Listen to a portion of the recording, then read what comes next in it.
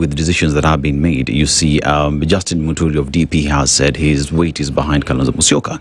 On the other hand, Martha Karua has said that a decision has not been made, and anyone who's coming out to make a decision is doing that on their behalf. And with that, conversations out here, even political pundits are saying there is seemingly disagreement within the opposition, and perhaps they're not speaking in one voice. What would you say how would that inform or affect the united opposition's push towards picking a single presidential candidate? Because why am I saying that? You realize that Linda Mwananchi has been away. United opposition has been pushing the agenda for a very long time. With the entrance of Sifuna, if he will join the party, how does that affect united opposition moving forward towards the election? I want to say that the Honorable Martha Karua does not have a bigger voice than JB Muturi. Mm-hmm. She doesn't have a bigger voice than KANU in that coalition. She has her voice, and she's entitled to have her view that she's waiting for whatever she's waiting for her to decide whether she will run herself or back someone else. And that she's fully entitled to do. But what I have said is that KANU, from a position of knowledge, has endorsed Kalonzo Musyoka within the united opposition. I also can tell you here that we have consulted very closely with JB Muturi and the DP party, and we also know that they are supporting Kalonzo Musyoka as the opposition. Informally, we also know what Linda Mwananchi is doing. I've told you their strategies to help each other.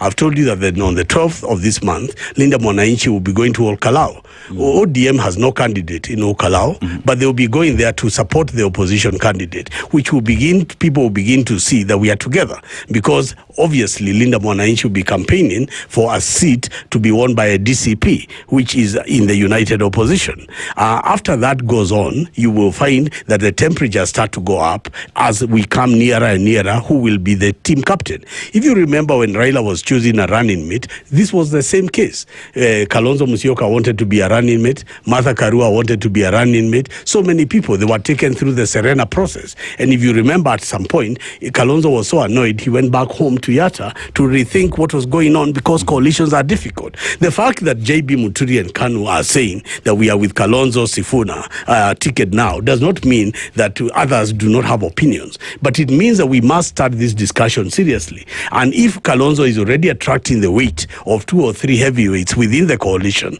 we can only hope he can get more.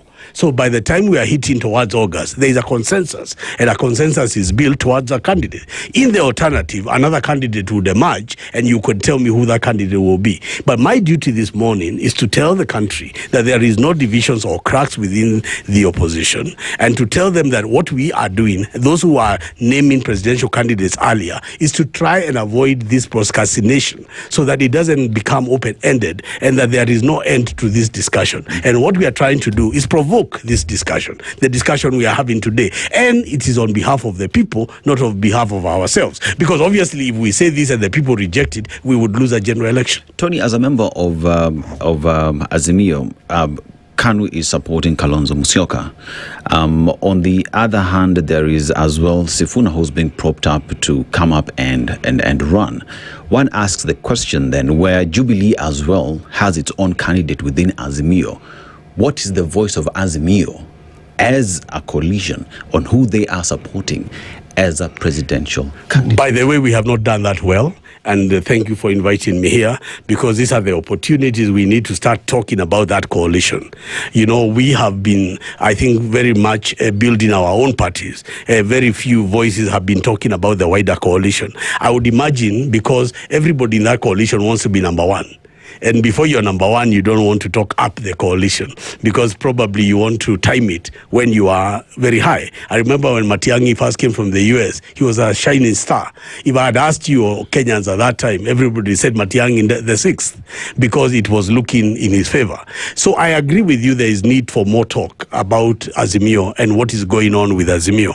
And I think there should be a timeline, and that's what JB Muturi was saying, that by August, we ought to have finished these matters. We need to form force this discussion, uncomfortable or comfortable as it may, so that there be an issue. I want to congratulate the people of Western Province, because led by Tawe and Natembea's words, as quoted in KTN as I saw, was that he was telling Sifuna the time of fear has gone.